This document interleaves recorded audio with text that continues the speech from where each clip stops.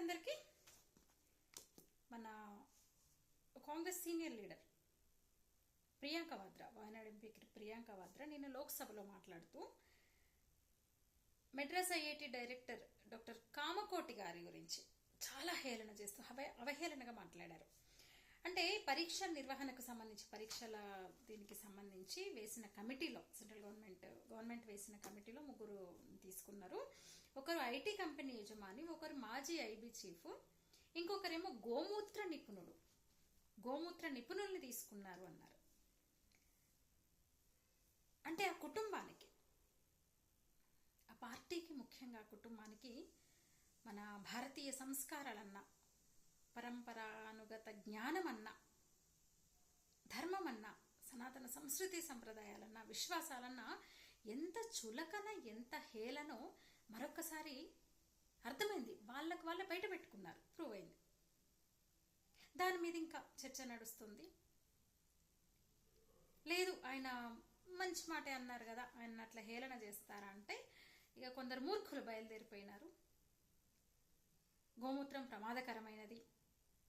నేను కూడా ఒక పోస్ట్ పెడితే ఒక సోదరుడు వచ్చి, గోమూత్రం చాలా ప్రమాదకరమైనది, ఎందుకు ఇట్లా ప్రచారం చేస్తున్నారు, ఇదా మీ స్థాయి, ఇదా మీ విలువ, ముందు మీ పిల్లలకు తాగించండి, మీ పిల్లలకు గోమూత్రం తాగించండి, ఇలాంటి మాటలు.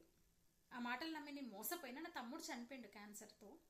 గోమూత్రం తాగిస్తూ కూర్చోవడం వల్ల నా తమ్ముడు గోమూత్రం తాగించాను, మించుకుపోయింది, నా తమ్ముడిని నా చేతిలో చంపుకున్నా, ఇలాంటివి నమ్మి అంటాడు ఒకతను. వీళ్ళని నవ్వాలా, వీళ్ళ మూర్ఖత్వానికి నవ్వాలా, ఏం చేయాలి అర్థం కావట్లేదు. సనాతన ధర్మం ఎప్పుడు కూడా గుడ్డిగా దేన్ని పాటించమనలేదు. తద్విత్తి ప్రణిపాతేన పరిప్రశ్నేన సేవయ ఉపదేక్షంతి తే జ్ఞానం జ్ఞాని నస్తత్వ దర్శనం అని భగవద్గీతలో ఒక శ్లోకం ఉంటుంది. 4వ అధ్యాయం 34వ శ్లోకంలో కృష్ణుడు చెప్పాడు. అంటే గురువును ఆశ్రయించి వినయంతో నమస్కరించి సేవ చేసి సందేహాలను అంటే ప్రశ్నించడం ద్వారా సందేహం నివృత్తి చేసుకోవడము, తద్వారా ఒక సత్యమైన జ్ఞానాన్ని పొందాలి అని కృష్ణుడు చెప్పాడు. సనాతన ధర్మంలో అదే ఉంది. మనకి ప్రశ్న నుంచి వచ్చే సమాధానమే మన ఉపనిషత్తుల్లో కూడా చూసాం. ఇక్కడ గోమూత్రానికి సంబంధించి ప్రియాంక వాద్రా అన్న ఈ డాక్టర్ కామకోటి గారు గోమూత్ర నిపుణులు ఎట్లయ్యారు చెప్పండి?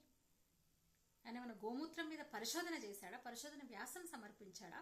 గోమూత్రం మంచిదని పాఠాలు చెప్పాడా ఆయన అంటే? కాదండి, అస్సలు కాదు. కొద్ది రోజుల క్రితం ఆయన గోమూత్రం మంచిది, గోమూత్రంలో విశేషాలున్నాయి, గోమూత్రం మంచిది అన్నారు ఆయన.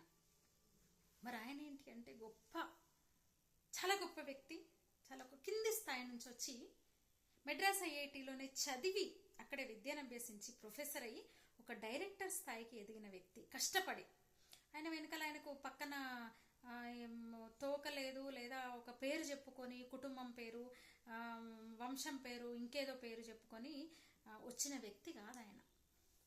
ఆయనకు ముఖ్యంగా ఒకటి చెప్పాలంటే, తొలి స్వదేశీ మైక్రో ప్రాసెసర్ శక్తి ఏర్పాటులో, తయారీలో ఆయనది కీలక పాత్ర. చాలా గొప్ప వ్యక్తి ఆయన. ఆయన గురించి నేను ఏంటి, ఆయన ప్రొఫైల్ అసలు ఏంటి ఆయన అని చూస్తే, అంటే ఐఐటి డైరెక్టర్గా ఆయన తెలుసు, కానీ ఏంటి అని చూస్తే ఇవన్నీ ఉన్నాయి. ప్రపంచమంతా స్మార్ట్ ఫోన్ యాప్స్ వినియోగదారుల టెక్నాలజీ చుట్టూ పరుగులు తీస్తోంది. కానీ ఆయన ఆలోచనలు అట్లా లేవు. అనేక వ్యవస్థల్లో ఉపయోగించే మైక్రో ప్రాసెసర్లు విదేశీ డిజైన్లపై ఆధారపడి ఉన్నాయి. అందుకే ఆయన అనుకున్నారంటే, విదేశీ చిప్ మనం కోరుకున్న పనినే చేస్తుంది, కానీ యుద్ధం వచ్చినప్పుడు అత్యవసర పరిస్థితుల్లో ఎట్లా మనం హామీ ఇవ్వగలము, నమ్మగలము అని దాన్ని ఆయన ఇంకొక సంకల్పంగా తీసుకొని మైక్రో ప్రాసెసర్ను మన సొంత సాంకేతికతతో, స్వదేశీ టెక్నాలజీతో ఎందుకు తయారు చేసుకోకూడదని ఆ దిశగా చేసిన వ్యక్తి. అసలు ఆయన భారతీయ మేధస్సు, పట్టుదల, స్వావలంబనకు ఒక నిదర్శనం ఆయన. అలాంటి వ్యక్తి పట్ల హేళనగా మాట్లాడుతూ, దీనికి కొందరు మూర్ఖపు మందగుడు వచ్చి మళ్ళీ గోమూత్రం అంటూ ప్రతిసారి కూడా, అంటే బీజేపీని సమర్థించే వాళ్ళు, ఆర్ఎస్ఎస్ని సమర్థించే వాళ్ళు, హిందూ ధర్మం గురించి మాట్లాడే వాళ్ళు, దేశం పట్ల భక్తి చాటుకునే వాళ్ళను రకరకాల పేర్లతో బత్తాయిలని వాట్సాప్ ఇవన్నీ అంటారు కదా, అసలు ఏమాత్రం జ్ఞానం లేని మూర్ఖులు వాళ్ళు. గోమూత్రం మంచిది అని ఏంటి అందులో గుణాలు ఉన్నాయి, లక్షణం ఉన్నది. అమృతం అని చెప్పలేదు. గోమూత్రం అంటే అమృతము, అది తాగితే సావే రాదనా? నా తమ్ముడు క్యాన్సర్తో నా చేతుల్లో చనిపోయాడు, గోమూత్రం నమ్ముకొని అతను అన్నాడు కదా. మోడర్న్ సైన్స్ ఉంది కదా, మోడర్న్ వైద్యం ఉంది కదా, అలోపతి ఉంది కదా. అలోపతి వైద్య విధానంలో చావులు ఉండట్లేదా? ఒక కార్పొరేట్ హాస్పిటల్కి వెళ్తే నిత్యం 1000 మంది కనిపిస్తుంటారు చికిత్స కోసం వచ్చేవాళ్ళు. ఒక డాక్టర్ ఒక 10 సర్జరీలో ఒక 10 మందికి చికిత్సను చేశారు, చనిపోరా ఒకరన్నా? అమృతం, గోమూత్రం అమృతం అని ఎవరైనా చెప్పారా? డాక్టర్ కామకోటి చెప్పారా? ఇంకెవరైనా పూర్వ ఆయుర్వేద నిపుణులు చెప్పారా? ఇంకెవరైనా సైంటిస్టులు చెప్పారా? మన పెద్దలు చెప్పారా? పోనీ అట్లెవరైనా రోజు ఎవరైనా తాగుతారా గోమూత్రము? గోమూత్రానికి పొద్దున గోవు కనబడితే చాలు నువ్వు ఒక బాటిల్లో, లోటాలో, మగ్గులో పట్టుకొని తాగు అని చెప్పారా? లేదు, దానికి ఒక ప్రొసీజర్ ఉంటుంది.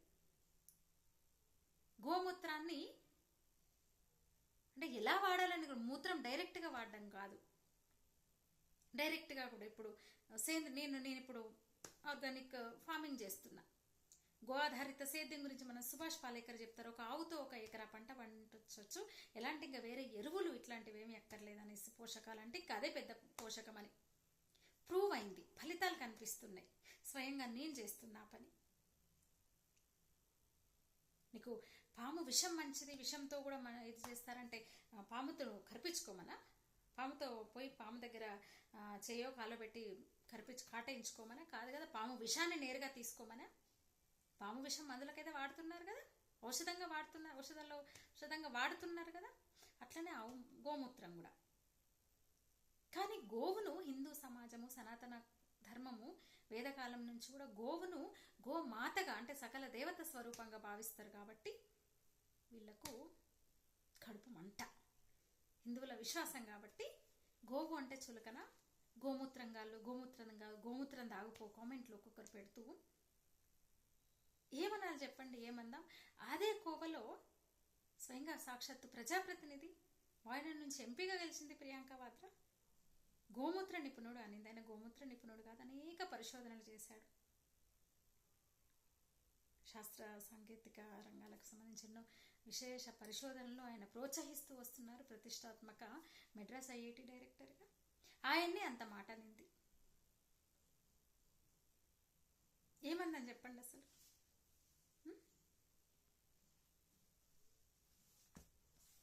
ఏది గుడ్డిగా మూడమేమీ కాదు. మనం గడపకు పసుపు పెట్టడంలో, వేపను వాడడంలో, కానీ మనది అంటే మనకు వాడెవడో చెప్తే, ఫర్ ఎగ్జాంపుల్ లంకనం పరమౌషధం అన్నారు మన వాళ్ళు, ఏకాదశి ఉపవాసాలు ఉంటారు మంచిది అనేసి. వాడెవడో మొన్న ఒక జపాన్ సైంటిస్టు, నేను వర్డ్ పేరు మర్చిపోయినా, ఉపవాసం ఉంటే కణాలన్నీ యాక్టివేట్ అయితే మంచిది ఆరోగ్యం అంటే ఓహో నోబెల్ ప్రైజ్ ఇచ్చారు. మన వాళ్ళు ఎప్పుడో చెప్పారు ఆ మాట. వాడేదో 4 ఇంగ్లీష్ మాటలు చెప్తే మనకి గొప్ప. యోగా కూడా వాడేవాడు మొత్తం ఫారినర్స్ అందరు నేర్చుకుని అద్భుతమైన యోగ శాస్త్రము, యోగాతో ఎన్నో ఫలితాలు ఉంటాయని చెప్పేసి వాడు రకరకాల వేషాలు వేసి యోగా చేస్తే మనకు ఓహో మన యోగా. ఇప్పుడు బయట జర్మనీ అక్కడ ఇక్కడ ఆయుర్వేదాన్ని వాళ్ళు ఫాలో అవుతుంటే మనకు ఓహో ఆయుర్వేదం గొప్పదని ఇప్పుడు తెలుసుకుంటున్నారు. ఏంది మనకి దౌర్భాగ్యం? అంతే కదా. ఇలాంటి పాలకులు, ఇలాంటి ప్రజాప్రతినిధులు ఉంటే ఎట్లా చైతన్యం వస్తుంది? ఎట్లా నమ్ముతారు కదా? ఒకరిద్దరు అన్నది మూర్ఖం మంద బయలుదేరుతుంది కదా. వీళ్ళని చెప్పక్కర్లేదు కొత్తగా, అందరి గురించి నేను అనట్లేదు. అసలు ఎంత దుర్మార్గమైన మాటలు చూడండి. అసలు అంత గొప్ప ప్రొఫెసర్ని పట్టుకొని ఎంత వెకిలిగా వెనకాలన్న ఎంపీస్ నవ్వడం, ఆమె పార్టీ ఎంపీలు గోమూత్ర నిపుణుడు అనగానే వాళ్ళు నవ్వడము, ఎంత చులకన చూడండి మన విశ్వాసాలు అంటే వాళ్ళకి, ఆ పార్టీకి, ముఖ్యంగా కుటుంబానికి. ఎంత దుర్మార్గం కదా నిజంగా. అందువల్ల గోమూత్రము విశిష్టమైనది, అద్భుతమో అమృతమో కాదు, ఎవరూ చెప్పలేదు. గోమూత్రంలో ఏమేం విశిష్టతలున్నాయి, ఎట్లా పనికొస్తుంది అనేది రుజువులున్నాయి, ప్రూవ్ అయింది. ఆ ప్రూఫ్స్ని చూపిస్తూ, ఆ జర్నల్స్ చూపిస్తూ కామకోటి గారు ఆ మాట అన్నారు, గోమూత్రం మంచిది, విశిష్టమైనది అని. దానికి ఈమె గోమూత్ర నిపుణుడు అని చెప్పింది. ఒక గొప్ప సైంటిస్ట్కి, ఒక గొప్ప పరిశోధకుడికి, ఒక గొప్ప ఉన్నత స్థానంలో ఉన్న వ్యక్తికి ప్రియాంక వాద్రా అన్నమాట గోమూత్ర నిపుణుడు. వెటకారంగా అది కూడా. ఏం చేద్దాం చెప్పండి? మీ అభిప్రాయాన్ని కామెంట్లో తెలియజేయండి.